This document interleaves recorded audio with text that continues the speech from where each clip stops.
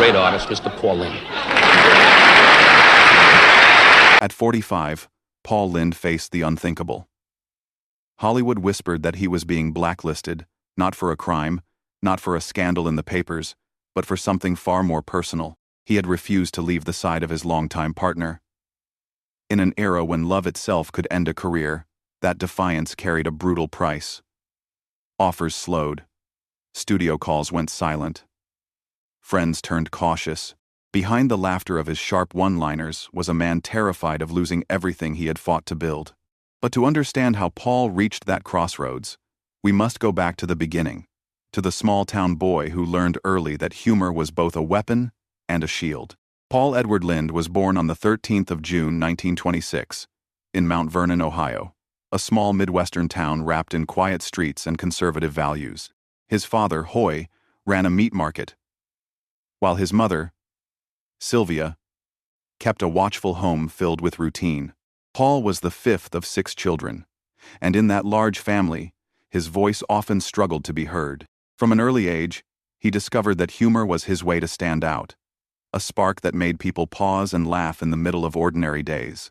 The world outside Mount Vernon was changing rapidly. The Roaring Twenties had given way to the Great Depression, leaving families clinging to stability wherever they could find it. Radios hummed in kitchens with Bing Crosby crooning about dreams, while movie houses filled with glamorous images of Clark Gable and Carole Lombard. For a boy like Paul, those voices and faces weren't just entertainment. They were promises of a life larger than the one mapped out for him in Ohio. School was never his sanctuary. Paul's sharp wit masked a loneliness that few noticed. He battled weight issues and endured teasing from classmates. Yet, instead of retreating, he polished his humor into armor, perfecting the biting sarcasm that later became his trademark. Beneath the laughter, however, sat a young man who felt different in ways he could not yet put into words.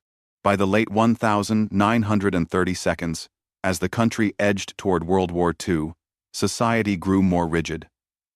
Masculinity was defined in uniforms, jobs, and church pews. In Mount Vernon, expectations were clear. Boys became breadwinners, girls became homemakers, and any deviation invited suspicion. For Paul, who secretly felt drawn away from those norms, it was a quiet prison. Still, hope flickered. He fell in love with the stage, performing in school plays and local shows, relishing the applause that seemed to momentarily erase his insecurities. After graduating high school, he set his sights beyond Ohio's borders. The cultural winds of the 1942 carried swing music, zoot suits, and an America rebuilding itself after war. For Paul, this was the perfect moment to escape small-town judgment and chase something bigger.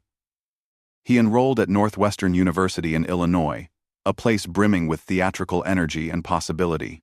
There, among other aspiring performers, he found a sense of belonging for the first time. The war years reshaped America, but they also reshaped Paul.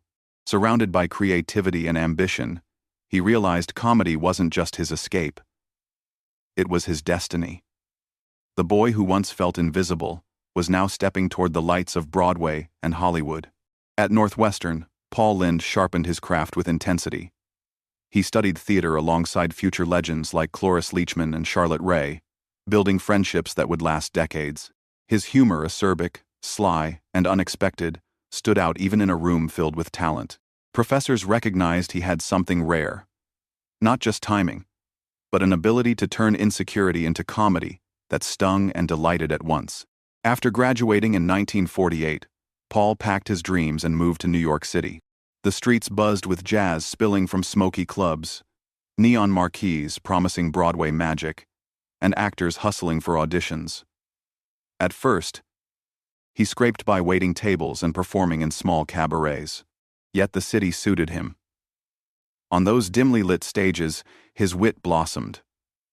Audiences leaned in, laughing not just at his punchlines but at the bite underneath them. His breakthrough came in 1960 with the Broadway smash, Bye Bye Birdie. Cast as Harry McAfee, the uptight father of a teenage girl obsessed with a rock star, Paul stole the show with his deadpan delivery and explosive bursts of frustration. Critics hailed his comedic genius, and soon Hollywood took notice. When the film version was made in 1963, Paul reprised his role, giving him a national audience. Suddenly, he wasn't just a stage comedian. He was a recognizable star. Television beckoned. Guest appearances on variety shows displayed his biting humor, while his voice work for animated characters like the hooded villain in Charlotte's Web proved his range. But his most defining role came in 1965 when he joined Bewitched. As Uncle Arthur, the mischievous, wisecracking warlock, Paul became a fan favorite. Children adored his playful pranks, while adults caught the sly double meanings hidden in his lines. By the late 1960 seconds, Paul Lynde had crafted an image as the quick-witted comic who could make even the simplest line sparkle. His humor was sharp, sometimes bordering on cruel, but always irresistibly funny. Then came Hollywood Squares, where he became the center square for over a decade. With every quip, he cemented his reputation as television's king of innuendo, dropping coded jokes about sexuality that mainstream audiences laughed at without quite understanding. The fame was dazzling. He graced talk shows, toured colleges, and found his face splashed across magazine covers. Yet the higher he climbed, the more pressure mounted. Hollywood loved his jokes but demanded he remain a character, not a man. Behind the laughter, Paul carried a secret life, one he could never display under the blazing lights of 1960 seconds television. And as his star rose higher, the weight of that double life grew heavier with every passing year. Success gave Paul Lynde fame, but it also forced him deeper into secrecy. Hollywood in the 1960 seconds and 1970 seconds was unforgiving. Studio contracts had morality clauses. Gossip magazines thrived on scandal. For a man like Paul, the wrong photograph or careless word could mean exile, so he built a double existence: the beloved comic on screen and the cautious, lonely man off it. Those who knew him privately described a man yearning for connection. He found companionship in discreet circles, gatherings at friends' homes, late-night parties in Los Angeles, and unpublicized trips to Palm Springs, where privacy was guarded as fiercely as gold. There, among trusted actors and industry insiders, Paul could finally breathe. He laughed more freely, dropped the caustic armor, and let affection show in touches and glances. He shared romances with men who understood the same risks. One longtime partner became his anchor, offering stability amid the chaos of show business. Friends recalled how fiercely Paul clung to that bond, refusing to bow to pressure to sever ties. The relationship was never public, but within the safe walls of their home, Paul allowed himself to be vulnerable. It was this devotion, whispered biographers later, that drew the ire of powerful figures in Hollywood who demanded he appear single. Other affairs were briefer but no less meaningful. He was drawn to fellow actors, often men who carried their own secrets. After television tapings or Broadway curtain calls, Paul might disappear into the night, finding solace in stolen hours. These were not casual encounters for him, they were attempts to claim fragments of love in a world that denied him the whole. The burden of hiding weighed heavily. He joked about bachelorhood on Hollywood Squares, twisting innuendo into humor. But those quips were more than comedy.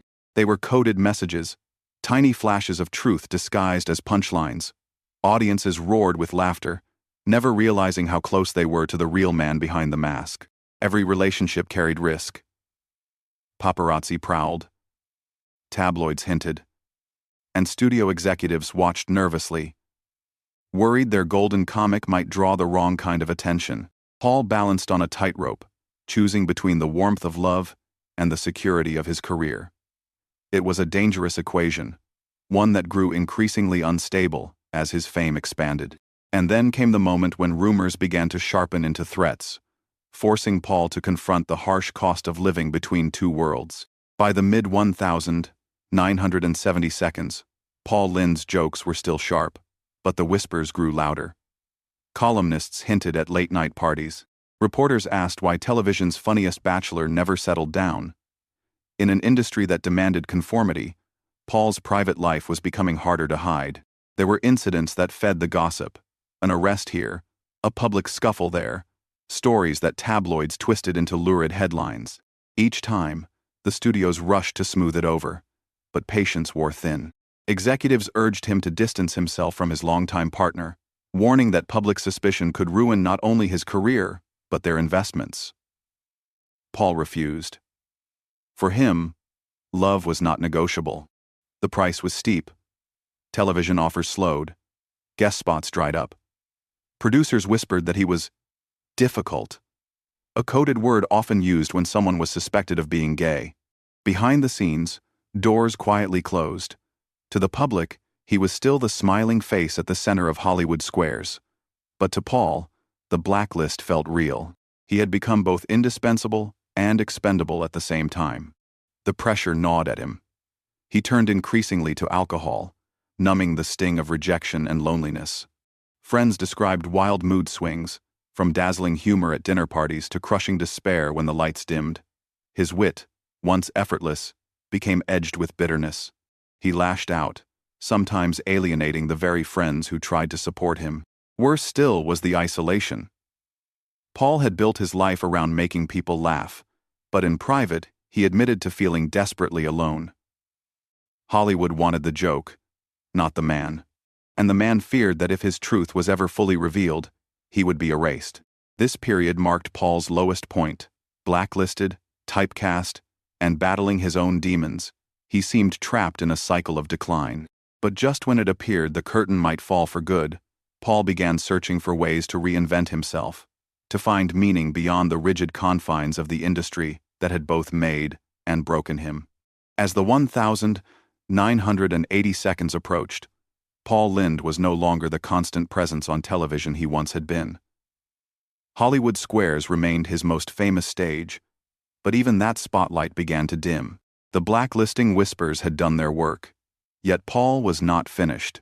He sought reinvention, taking roles in summer stock theater and college tours, where audiences still adored his sharp delivery and razor timing.